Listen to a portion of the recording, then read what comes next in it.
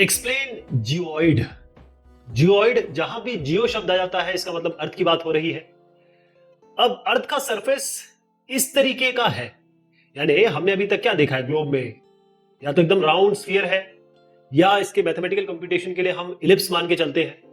लेकिन जियोइड क्या होता है कि एक ये इक्विपोटेंशियल सरफेस है, यानी कि अर्थ तो ग्रेविटी पे है, या ये ग्रेविटी में है और यहां सन है, हमारे पास मून भी है।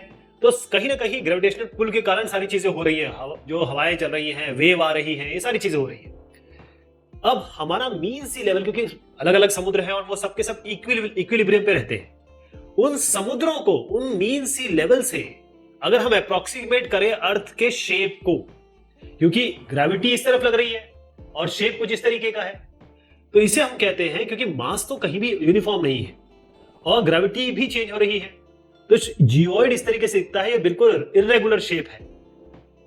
अब इसको थोड़ा समझने की कोशिश करिए कि हमारा ये ओशन का, ये ओशन है, यहां भी ओशन है यानी कि समुद्र है ये।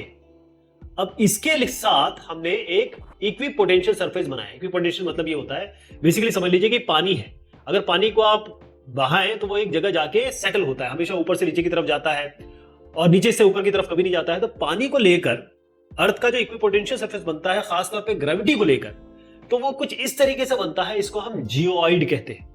अब हम क्या करते हैं कि अर्थ को, क्योंकि इस तरीके का सरफेस हम कंप्यूटेशन में कैसे लाएंगे, हम कहां से कंप्यूट करेंगे, लैटिट्यूड लॉन्गिट्यूड कंप्यूट करनी है, तमाम तरह के कंप्यूटेशन है, तो जियोइड का इस्तेमाल तो हो नहीं सकता। ये तो आपका इक्विपोटेंशियल सरफेस है, ग्रेविटेशनल पुल के कारण जो अर्थ का एक्चुअल लुक आता है, तो उसके लिए हम एक इलिप्सॉइड, या ये दोनों एक ही चीज है, इलिप्सॉइड या स्फेरॉइड का यूज करते हैं, यानी अंडाकार का यूज करते हैं अपने कंप्यूटेशन के लिए। तो यहां पर डेटम की भी बात आएगी, वो मैं आगे करूंगा। तो जियोइड का मतलब ये है मीन सी लेवल।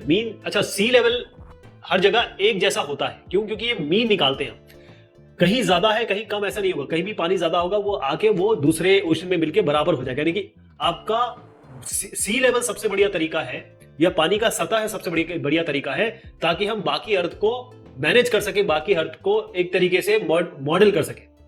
तो ये जो अंड्यूलेटिंग सरफेस है, ऊपर नीचे उठा हुआ, क्योंकि एवरेस्ट भी है हमारे पास, एक ट्रेंच भी है मेरीन, तो ऊपर से लेकर नीचे तक काफी वेरिएशन है। तो हम क्या करते हैं कि जो ओशन का सरफेस है उसको लेते हैं साथ में, क्योंकि ग्रेविटेशनल पुल के कारण हो रहा है, रोटेशन भी हो रहा है, तमाम तरीके की हवाएं और टाइड्स आ रही हैं, तो जियोइडल सरफेस, इसको हम इक्विपोटेंशियल ग्रेविटी सरफेस कहते हैं, और ये लेते हैं तो वो थोड़ा सा अंड्यूलेटेड सा आएगा, इसको हम जियोइड कहते हैं।